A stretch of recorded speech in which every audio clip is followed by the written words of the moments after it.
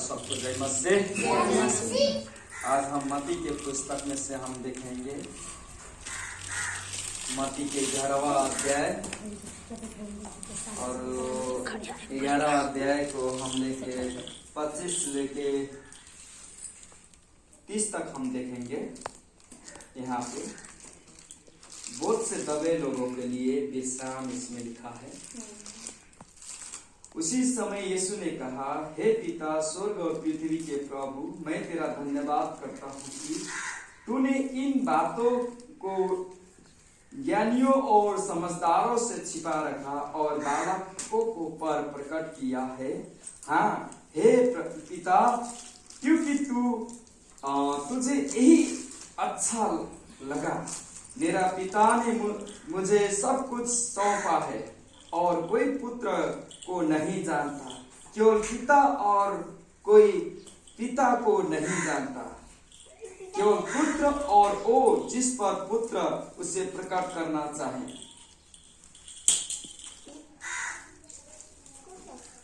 हे सब परिश्रम करने वालों और बहुत से दबे हुए लोगों, मेरे पास आओ, मैं तुम्हें विश्राम दूंगा।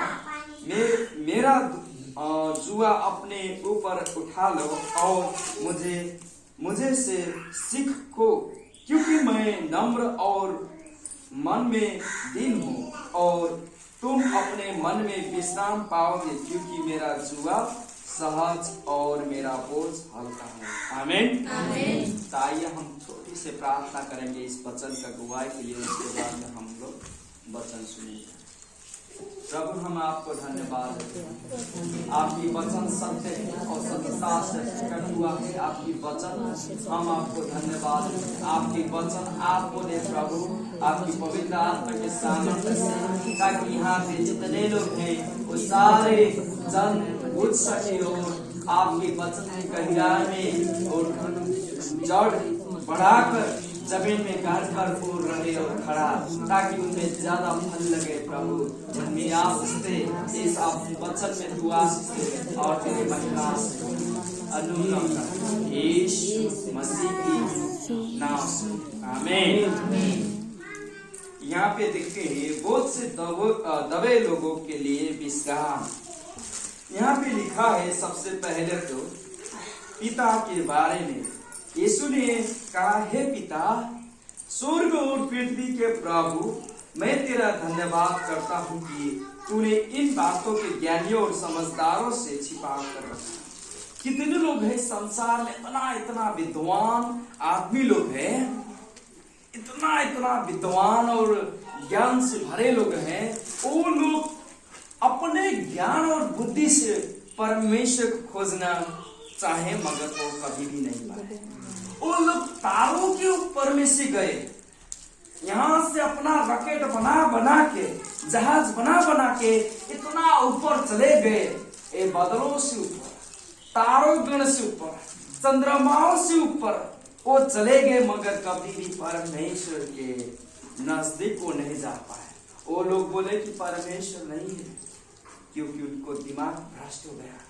तो यहाँ पे लिखा है, ज्ञानियों से, समझदारियों से, जो समझदार है उनसे आपने छिपाया ये बात। वो लोग नहीं जानते हैं, अभी भी वो वैज्ञानिक लोग हैं, वो नहीं जानते हैं।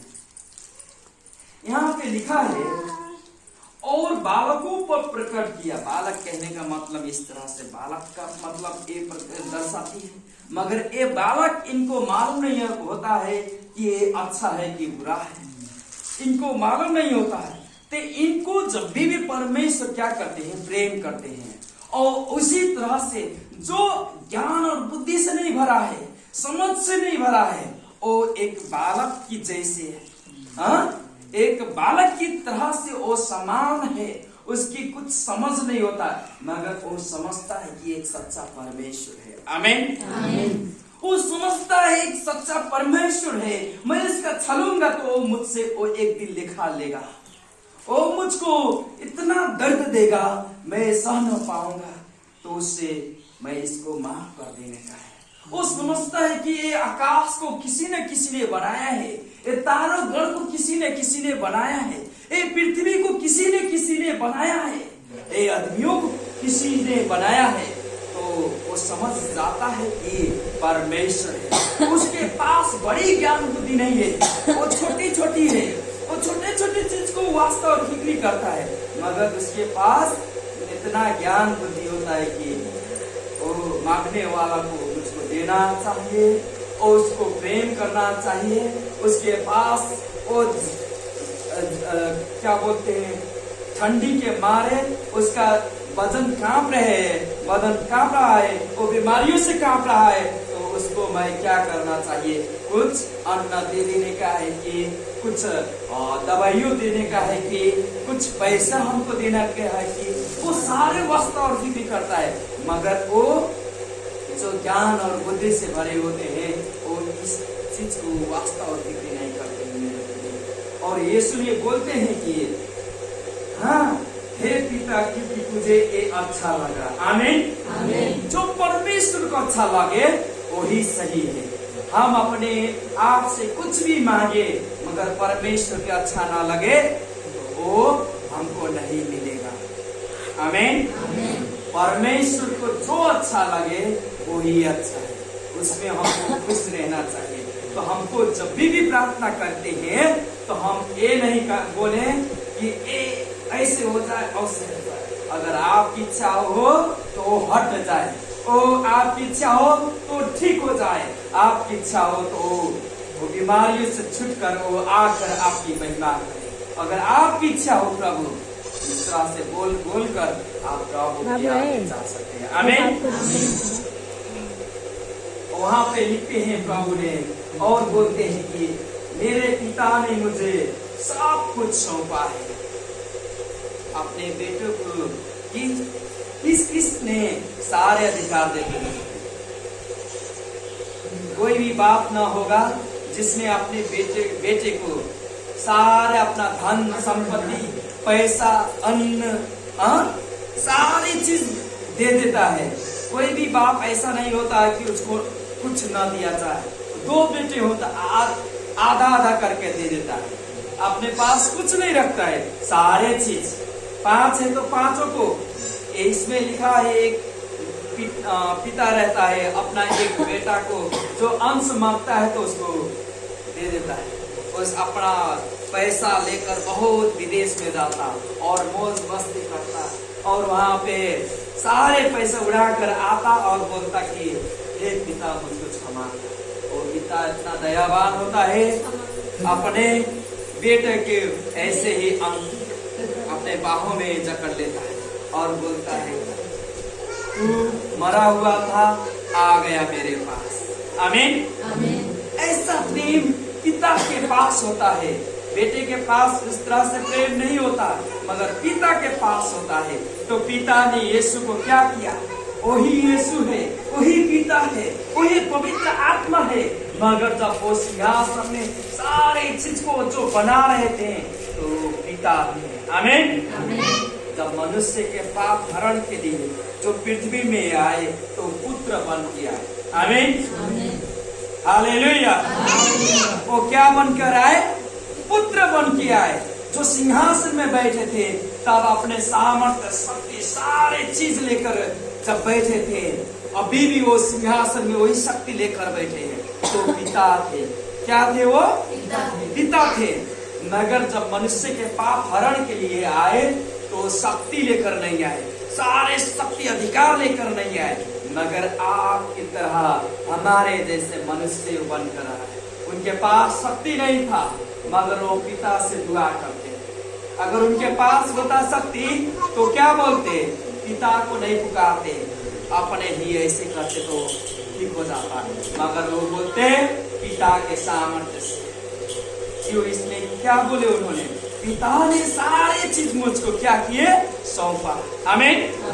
सारे अधिकार सारे शक्ति जब उन्होंने बपतिस्मा देने वाले यूहन्ना के पास वो गए तो यूहन्ना ने मालूम पड़ गया, उसको पवित्र आत्मा से भर गए। वो पानी में जैसे हुए पैर रखते हैं उनको मालूम चला गया और उन्होंने बोला हे यीशु, तू क्यों मेरे पास आता है? मैं तेरे पैरों के जूता के वो लेस होता है ना, क्या बोलते हैं, रस्सी, हाँ, बांधने वाला, वो खोलने के लायक नहीं हूँ। उन्होंने बोला मैं तेरे को तो पैर छूने के लायक नहीं हूँ, उससे नीचे का हूँ, तो क्यों आ रहा है मेरे पास मेरे हाथों से बपतिस्मा लेने के लिए? यीशु ने बोला, क्या बोले वो? यीशु ने बोले कि नहीं, ये धार्मिकता पूरा होना चाहिए। आमीन। वो क्योंकि वचन तोड़ने नहीं आए थे, वचन में लिखा हुआ एक एक शब्द पूरा करने के लिए आए थे, तो उन्होंने वो किया। उसी तरह से पिता के सारे आज्ञा के अनुसार से सारे समस्त अधिकार ले लिए।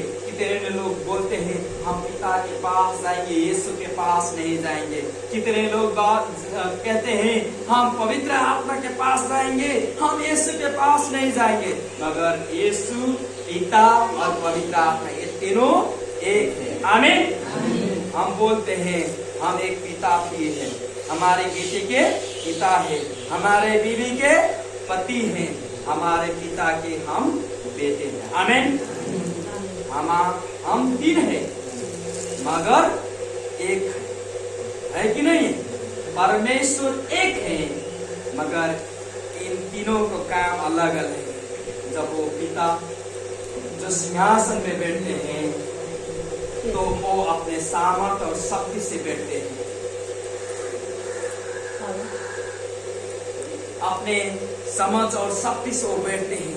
यीशु मसीह जब इस संसार में आए एकदम नम्र होके मनुष्य के पाप के लिए आए, हरण करने के लिए आए, उस सारे आदमियों को पाप हरण के लिए आए। वो हरण कर चले गए, अपना काम किए, वो बलि दिए और चले गए। अभी पवित्र आत्मा काम करते हैं हमारे बीच में। आमीन। इसमें लिखा है और कोई पुत्र को नहीं जानता, क्योंकि इजरायली लोग यीशु को नहीं मानते थे। क्यों नहीं मानते? क्योंकि यीशु ने बोले मैं तो पिता के पुत्र हूँ, मेरे पिता परमेश्वर हैं।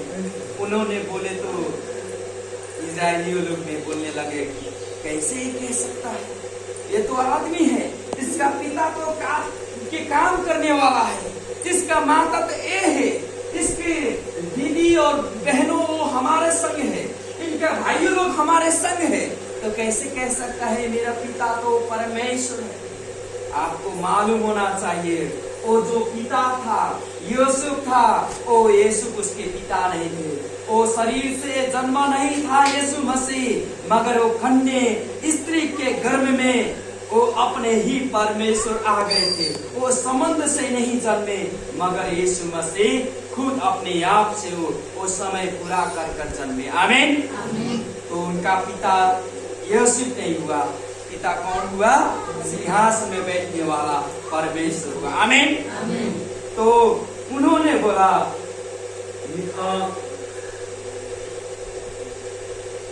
और कोई पुत्र को नहीं जानता। इजरायली लोग कहते कि इसका पिता तो ये ही आपके काम करने वाला, फर्नीचर के काम करने वाला इसका पिता है, माता ए है, सिस्टर लोग ए है, ब्रदर्स लोग ए है, तो कैसे कह सकता है?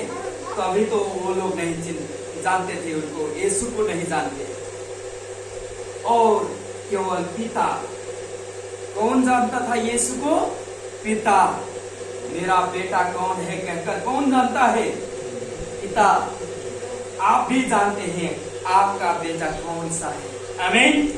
और पड़ोसी के घर में नहीं जाते हैं कि कहते हैं कि ये मेरा बेटा है।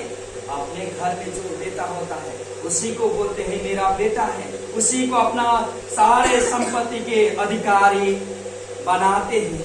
उसी तरह का से परमेश्वर सारे अधिकार यीशु को दे दिए। आमीन। और पुत्र जानता है कि मेरा पिता कौन है, उसके बाहर कोई भी नहीं जानता था।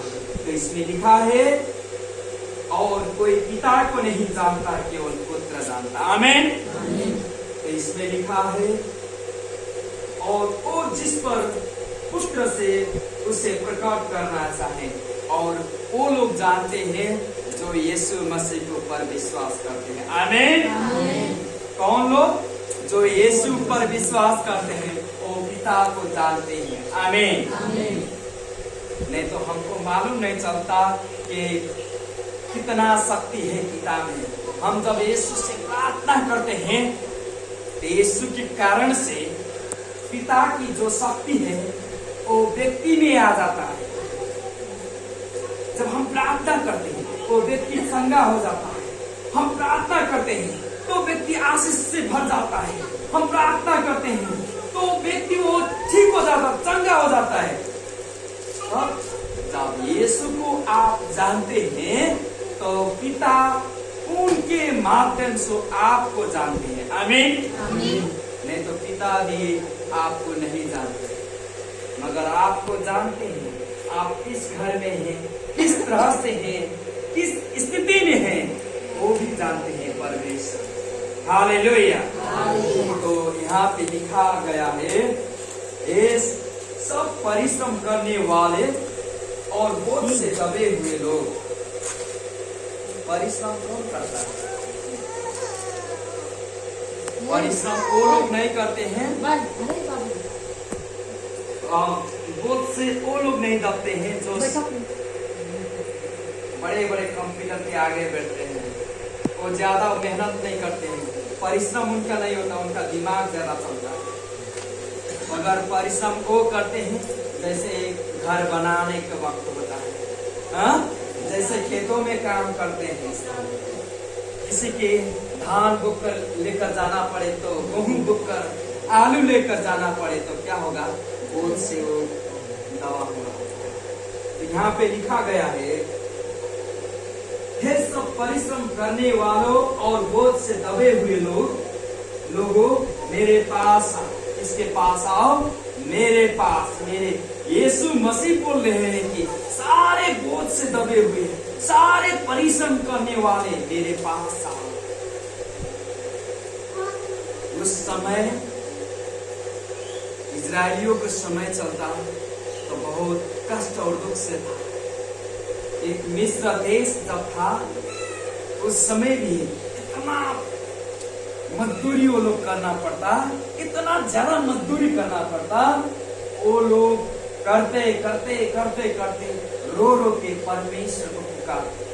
तब उस समय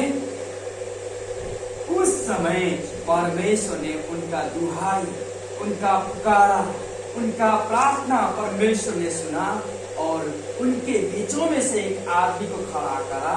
उनकी नाम मूसा रखा। आमीन। उनको खड़ा किए ऐसे और उनके बीच में से गया। वो आदमी बहुत लंबा गया और फारो राजा के सामने आकर बोलने लगा, मेरे प्रजा के मेरे पास आने दे और परमेश्वर को स्तुति कर दे। आमीन। ऐसे ही बोल बोल के सब, मगर वो फारो का बीवी उनको जाने नहीं दिया। तो उन्होंने अपने शक्ति मूसा पर प्रकट किए, उनके डंडों पर प्रकट किए। जैसे वो डंडा ऐसे जमीन में पड़ता वो सांप बन जाता, उसका कुछ पकड़ते वो डंडा बन जाता।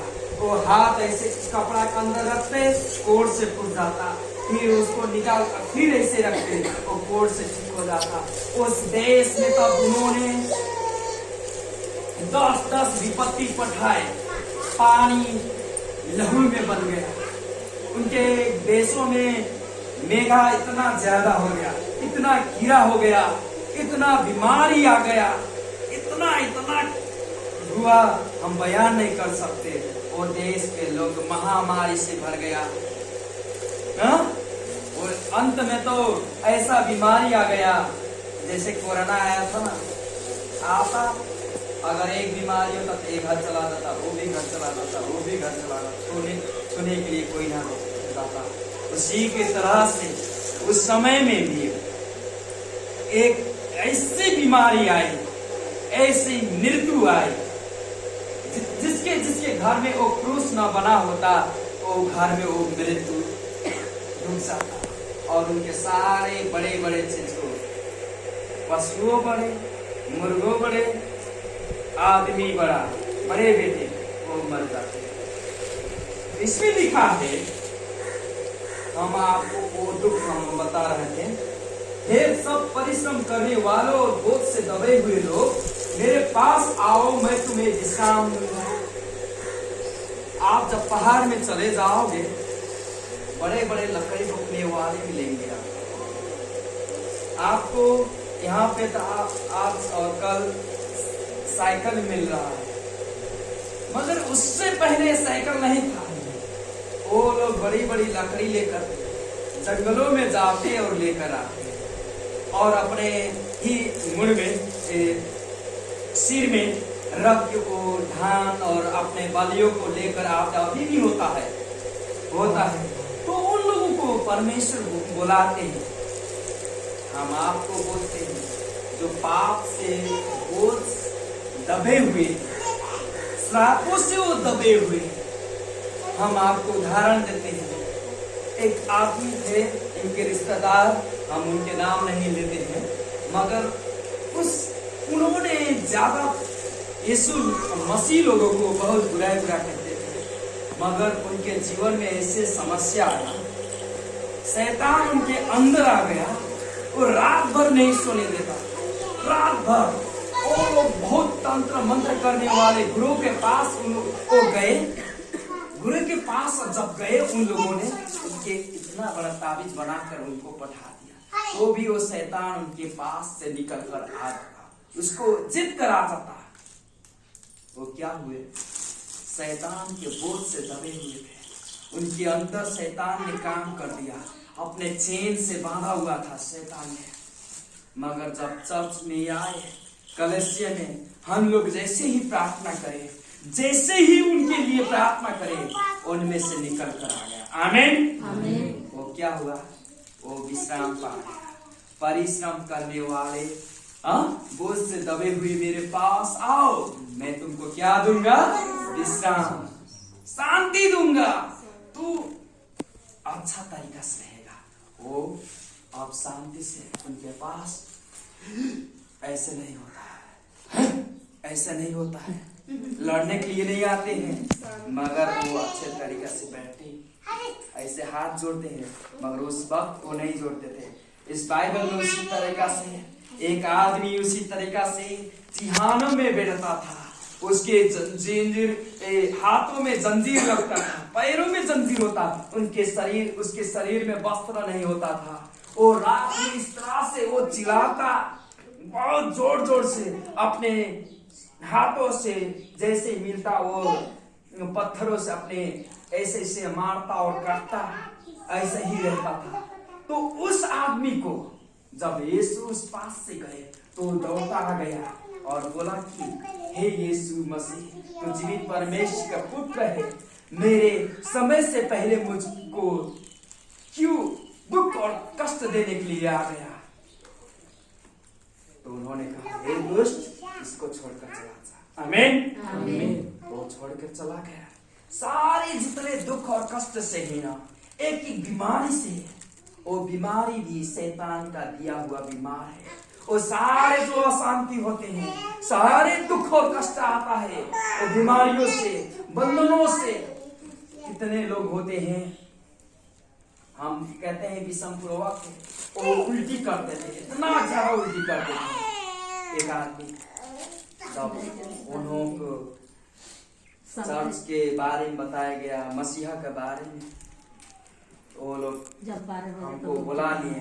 जैसे हम प्रार्थना किए, सारे के उल्टी रुक गया। एक को उल्टी नहीं होता तो दूसरा वाला आदमी करता। फिर ये रात को 12 बजे, वो भी जल्दी 10-11 बजे नहीं होता, 12 बजे 1 बजे रात को उल्टी होता और निरंतर होता। 1-1.5 घंटा हो जाता उल्टी, क्षण में वो उल्टी होता। उल्टी के बाद में तब जाके होता, तो शरीर कैसा है? मगर वो शैतान के बंधन था, तो हम जब जैसे प्रार्थना किए वो टूट गया। आमीन, आमीन, आमीन। रुपौलिया नेपाल में वो लोग भी बहुत असंतुष्टि में, अशांति में थे, उनको शांति नहीं था। उन लोगों ने जैसे ही मालूम पड़ा, फोन किया अपने मधुरी के उनके परिवार से, उन्होंने बोला हम गए और प्रार्थना किए, तब से लेके वो लोग बहुत शांति में हैं। आमीन। नहीं तो रात भर नहीं सोते, रात भर वो दौड़ते इधर से उधर दौड़ते, मगर जैसे ही प्रार्थना हुआ उसके सारे बंधन टूट गया। आमीन।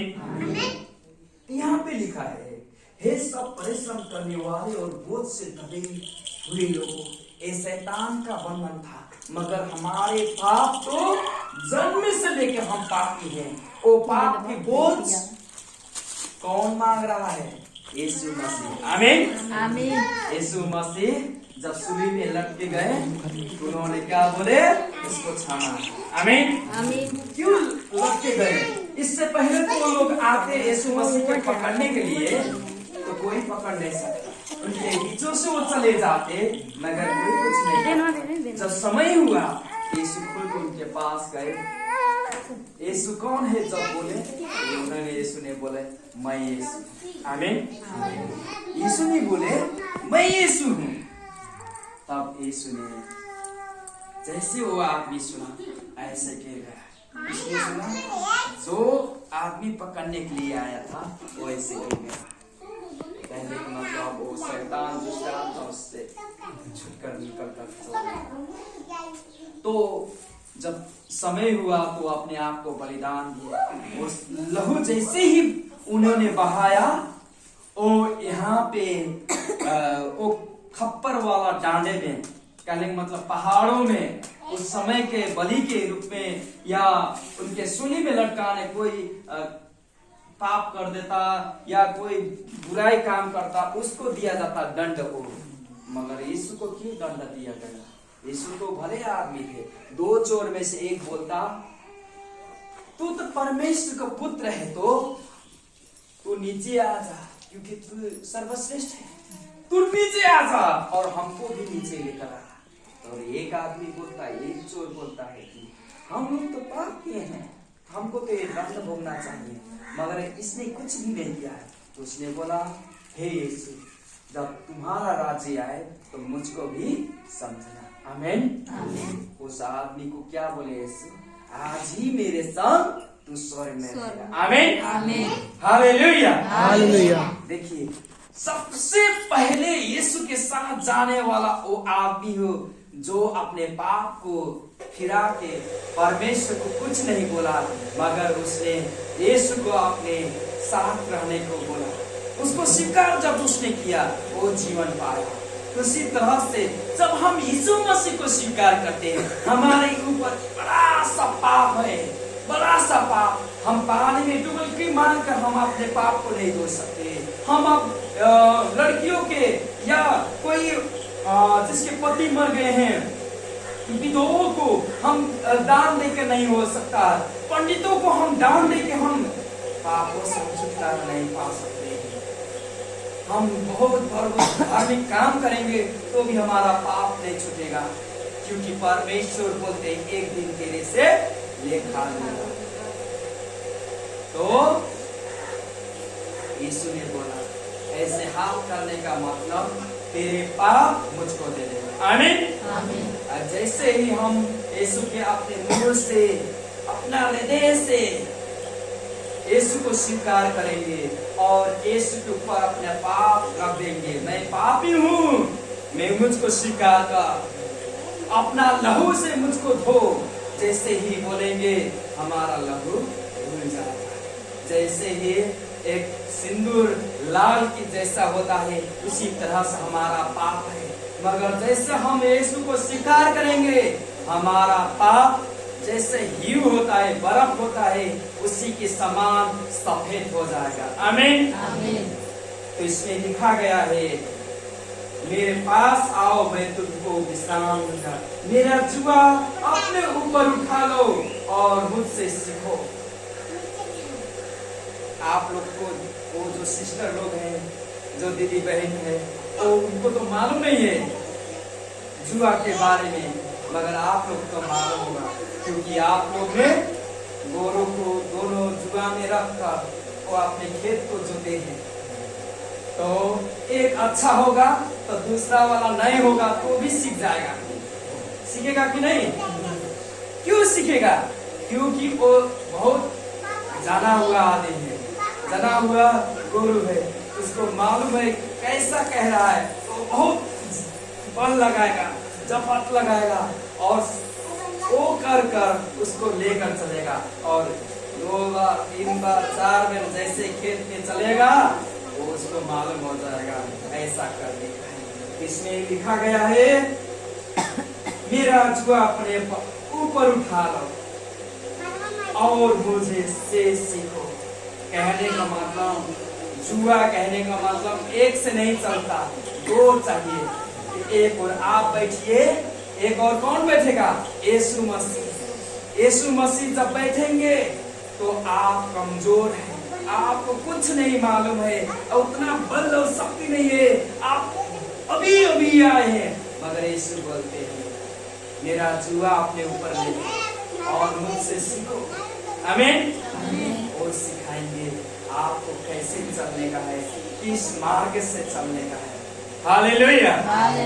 इसमें लिखा है और भी, क्योंकि मैं नम्र और मन में दीन हूँ। नम्र दम से शांति, एकदम एक बड़ी सी आपको समझने वाला वो कोमल सा हृदय है। हम आदमियों को नहीं समझते हैं क्योंकि हम मनुष्य हैं। हम मनुष्य में घमंड ज्यादा होता है, रीस ज्यादा है, क्रोध ज्यादा होता है, ईर्ष्या, क्योंकि हम शरीर में है और यीशु मसीह आत्मा में है, परमेश्वर है। वो आपको सारे चीज सिखाएंगे जो अंदर बोलता है, पवित्र आत्मा जिसको बोलते हैं वो सिखाएंगे आपको। आमीन। और तुम अपने मन में विश्राम पाओगे। मन बड़े बड़े पैसे वाले होते हैं, बड़े से बड़े बिल्डिंग होता है, वो बोलते हैं हमारे पास बहुत ज्यादा पैसा और बंगला है, गाड़ी है, मगर उनके अंदर जब जाके देखोगे तो वो लोग अशांति में रहते हैं, वो नंगा रहते हैं, वो अंधा रहते हैं, वो बीमारियों से जकते हुए होते हैं, उनके घावों से वो भरे हुए होते हैं। यीशु बोलते हैं कि तुम लोग मेरे पास आओ और मैं मुझसे वो मलहम और दवाई मांगो ताकि मैं तुमको दूं, ताकि वो तुम चंगा हो जाओ। तुम नंगे हो, तुम मुझसे मांगो, मैं तुमको वो वस्त्र दे दूं ताकि तेरा नंगा पना ढक जाए, तेरा लाज ढक जाए। ऐसे ही परमेश्वर बोलते हैं, मगर उनके पास आप जाके बोलोगे यीशु के बारे में तो आपको बहुत बुरा कहेंगे, मगर जो सत्यता जानते हैं वो बोलते हैं कि यीशु मसीह में दयावान हो, यीशु मसीह में धनवान हो, ताकि प्रभु आपकी शांति। आमीन। इसमें लिखा है और क्योंकि मेरा जुआ सहज और मेरा बोझ हल्का है।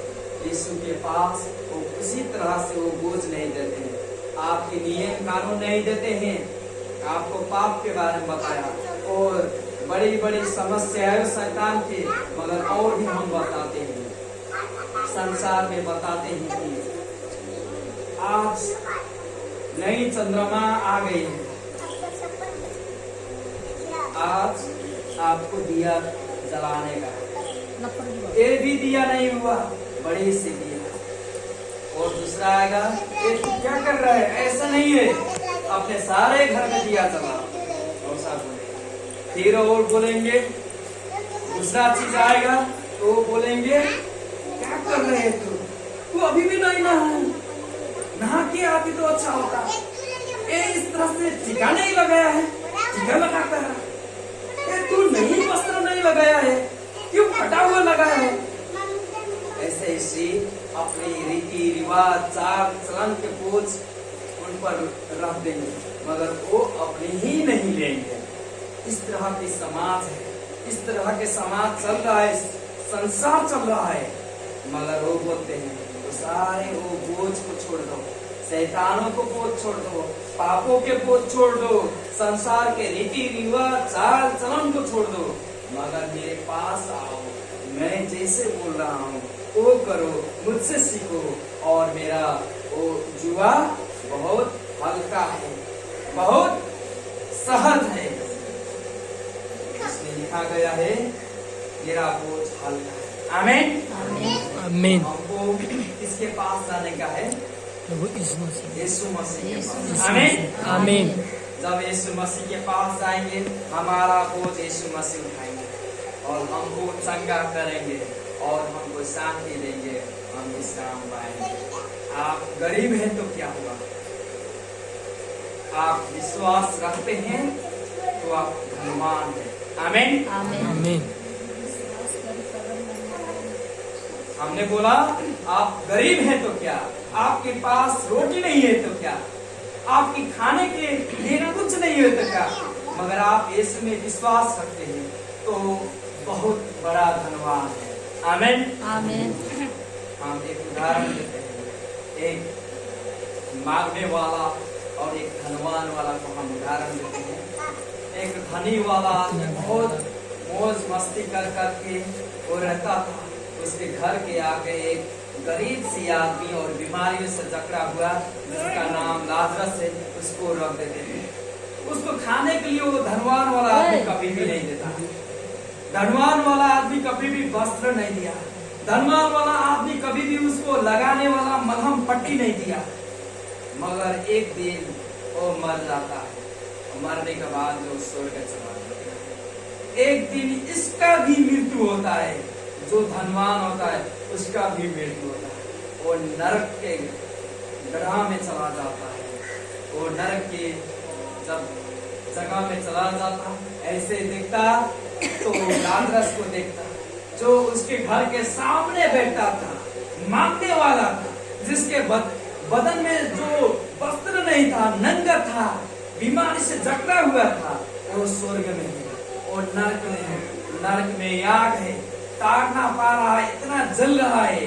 वो आंखें से देखा, उसका शरीर को क्या हुआ, मट्टी में मिल गया, मगर उसका प्राण अब धीरे धीरे वो जल रहा है। कहने का मतलब वो महसूस कर रहा है, वो बुझ रहा है कि मैं जल रहा हूँ। उसकी ज्ञान और बुद्धि, वो बोल भी सकता था। तो उसने बोला, हे अब्राहम, मेरे ये लाजरस को पठा दे, या इस अपने उंगली सबसे छोटी हुई उंगली से एक पानी में चुबक कर मेरे जीवों में रखो, ताकि मैं शांति पाऊं। पानी तो शीतल है, आग तो गर्म है। जलता हुआ आदमी, प्राण जल रहा है उसका, मगर मृत्यु नहीं हो रहा है। जल रहा है, मृत्यु नहीं हो रहा है उसमें, मगर वहां से वो बोलता है अब्राहम को, और बोलता है कि अपनी छोटी हुई उंगली से मेरे ओठ में एक पानी रखो, ताकि मैं शांति की और तरस। तब उन्होंने बोला, तुम्हारे पास वो समय था जब तुम मौज मस्ती और अपने धन से भरे हुए थे, ये तो देखो इस तरह से गया। तो आप गरीब हैं तो क्या, आप विश्वास करते हैं आप स्वर्ग में जाएंगे। आमीन। आमीन। मगर धनवान को बहुत तकलीफ होता है उस जगह में जाने के लिए, स्वर्ग में जाने के लिए वो बहुत दुख और कष्ट से जाना पड़ेगा। यीशु ने बोला, एक आदमी को अपने धन सारे बेच दो और मेरे पीछे चलो। तो वो नहीं गया उनका पीछा, क्योंकि उसके मन धन में था, तो उनके पीछे नहीं चला। उन्होंने बोला, एक ऊंट को एक सुई की आंख से जितना छेड़ना मुश्किल होगा, उतना ही वो धनवान लोगों को हमारे पीछे चलने के लिए मुश्किल होगा। आमीन। आमीन। और आपने वो आदमी ने बोला, जो जलता हुआ आदमी ने बोला, मेरे भाई 5 कितने 5, मेरे भाई के पास मुझको पठा दो, ताकि मैं बोलूं उसको। वहाँ अब्राहम ने बोला, उनके पास भविष्यवक्ताओं का पुस्तक है, वचन है, वो लोग उनके नहीं सुने तो तुम्हारा भी नहीं सुनेंगे। आमीन। तो हमको सुनाने का है, हम ही है भविष्यवक्ता, आप है भविष्यवक्ता।